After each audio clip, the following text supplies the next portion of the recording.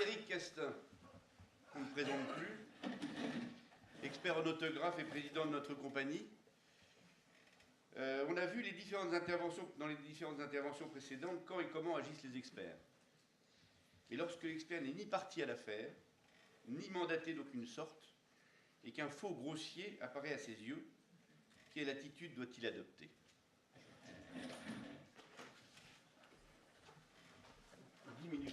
Oui, ah ben oui.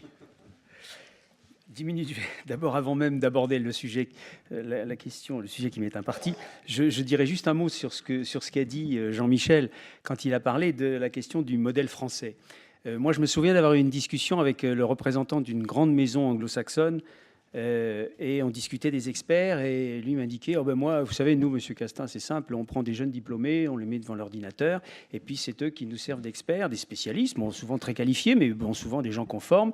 Et la sélection se fait au gré des catastrophes, c'est-à-dire une catastrophe, on vire, on en remplace par un autre. Et la discussion était, le modèle français, si je puis parler de modèle français, c'est une autre conception, c'est-à-dire que nous pensons, nous, qu'il faut former justement des experts en amont pour éviter les catastrophes. Alors maintenant, certains peuvent considérer que c'est une gêne pour le marché, parce qu'il faut y aller à marche forcée, etc. D'autres considèrent que peut-être c'est un atout du marché français, justement, de faire valoir qu'en France, il y a des compagnies d'experts, il y a des experts qualifiés, avec bien sûr tous les problèmes dont nous avons parlé aujourd'hui et dont nous allons continuer à parler aujourd'hui. Mais je veux dire, voilà, ça c'est un des aspects. Alors, oui, on parle des missions de l'expert. Les missions de l'expert, ça pose des problèmes, des tas de problèmes, mais on les connaît plus ou moins. Il y en a une quand même qui est rarement abordée et qui nous a paru importante, c'est-à-dire que lorsque vous avez un expert qui, de façon tout à fait gratuite, c'est-à-dire c'est pas pour vendre quelque chose, c'est pas pour acheter quelque chose, c'est pas comme expert dans une vente publique, il passe à Drouot, il passe dans un salon et il voit ce qui lui paraît être un faux, c'est rédhibitoire, c'est faux. Voilà. Alors, c'est une expérience que, je crois, bon nombre d'entre nous ont vécu. On passe dans les couloirs à Drouot, on va dans un salon, et puis on voit un faux. Qu'est-ce qu'on fait? On va voir le confrère, on va voir le commissaire-priseur, on va voir l'organisateur du salon, et puis on essaie de discuter entre gens de bonne compagnie, entre sachants. On discute des problèmes. Alors, dans le meilleur des cas, la discussion se passe tout à fait de façon confraternelle, et l'objet soit retiré, soit l'objet de discussion, et donc on avance. Et dans le pire des cas, ce qui malheureusement est souvent fréquent, il y a un refus de discussion et les choses ne vont pas plus loin. Donc le faux est présenté, le faux circule. Et donc, si vous voulez, ce n'est pas un encouragement à intervenir comme cela.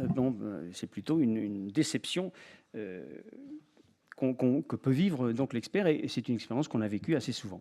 Alors ça, c'est le premier cas de figure. Deuxième cas de figure, vous avez aussi des experts qui vont un peu plus loin, qui s'engagent un peu plus. Par exemple, l'expert qui, Alexandre Gicquelot en a parlé, des experts de compagnie qui acceptent de faire le vetting de Drouot, c'est-à-dire qui acceptent d'aller voir les objets un peu avant qu'ils passent en vente publique pour éviter les erreurs, pour éviter les couvertures de la Gazette avec un faux, etc. Bon. Et là, Alexandre l'a rappelé, là aussi c'est très frustrant, puisque on peut distinguer, on peut dire il y a un faux, là, il y a un problème. Tous les experts sont d'accord. Mais Alexandre Gicquelot et Drouot n'a pas de pouvoir de coercition vis-à-vis du commissaire-priseur. Autrement dit, l'objet qui est déclaré faux par plusieurs experts, y compris dans ce vetting, peut très bien, et c'est souvent le cas, passer en vente publique. Donc là aussi, c'est même plus du découragement, c'est une frustration, et qui est vécue par nombre des experts de la compagnie, qui font des rapports scientifiques, qui élaborent, qui discutent entre eux, et puis qui ensuite voient l'objet passer en vente publique. Ça, c'est, si vous voulez, un élément extrêmement frustrant qui fait que ça n'encourage pas, si vous voulez, d'aller dans le sens de il faut combattre contre les faux. Deuxième élément, troisième expérience, si vous voulez, d'experts qui s'engagent un peu plus, c'est le vetting de la Biennale, toujours un vetting. Vous savez que le vetting de la Biennale a été confié à la coprésidence de ce vetting en toute indépendance, a été confié à la SFEP et à la CNE. Donc nous œuvrons à cela. Il y a un règlement, nous faisons appliquer le règlement. Les experts qui sont dans ces commissions font appliquer le règlement, ce qui a été le cas de la dernière Biennale. Mais il se trouve que un ou plusieurs experts qui avaient participé à cette commission, qui avaient donc agi en fonction de leur conscience, mais aussi du règlement qu'ils avaient fait appliquer, que tout le monde avait accepté, il se trouve qu'après le salon, ils ont été pendant quelques temps, et ça n'est pas fini, je crois, ostracisés. Je veux dire, l'objet, c'était entre guillemets, c'est une expression un peu vulgaire, mais un peu tricard dans leur milieu, ce qui est absolument inadmissible et qui évidemment ne va pas dans le sens de ce que nous souhaiterions tous, c'est-à-dire que que cette question des faux soit réglée en bonne conscience, en bonne intelligence entre nous. Alors, je crois qu'il faut revenir, je crois qu'il y a une confusion dans les esprits, et il faudrait revenir sur des éléments, des éléments basiques, si vous voulez. Je me souviens que lorsque, au sein même de la CNE, dans notre organisation, nous avons, dans une assemblée générale, posé le problème de Drouot nous propose de faire le vetting, et moi j'ai dit c'est une bonne chose, ça veut dire qu'il y a un lien avec les experts, qu'on reconnaît la place des experts, et c'est une bonne chose pour le marché. Et il y a eu une discussion.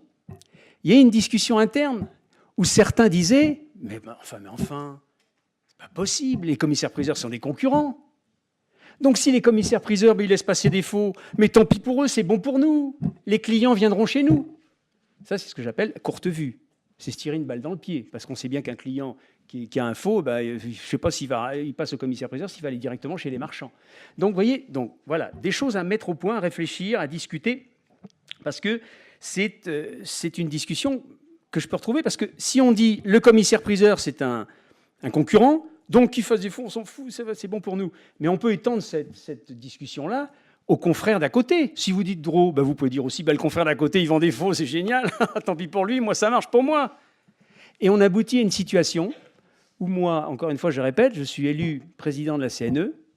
Le soir même, j'ai une coupe de champagne à la main, on vient me voir, on me dit « Oh là là, cher président, oh là, ça va exploser, tout ça, il y a 30 ans qu'on le sait, c'est pas un problème, vous voyez, des faux, etc. » Voilà. Bon, voilà. Donc, vous voyez que ce sont des problèmes qui sont des problèmes importants, et il faut comprendre les difficultés auxquelles nous avons à faire face et auxquelles ont à faire face les experts et les compagnies d'experts. Alors, là, j'ai pris l'exemple de la question du vetting de Drouot, mais plus grave encore, parce que quand, par exemple, il y a des experts qui, parce qu'ils ont fait leur travail dans un vetting, se trouvent ostracisés, mais je veux dire, c'était quand même extrêmement grave, parce que, reprenons, essayons d'aller aux bases. On parle du marché de l'art. Dans le marché de l'art, il y a deux termes, il y a marché, il y a art. Si on ne prend que le terme marché, si on se limite à ce terme-là, je veux dire, au bout du bout, c'est quoi? C'est Aristophile, c'est le système Aristophile, c'est le grand Monopoly, c'est le bazar géant, c'est le casino géant.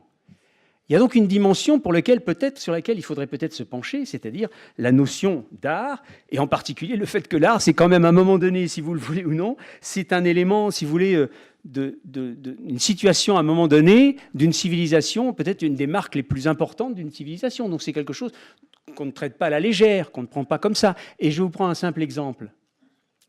Le respect de l'intégrité de l'artiste, c'est quelque chose d'essentiel, de fondamental, qui est battu en brèche par les faux.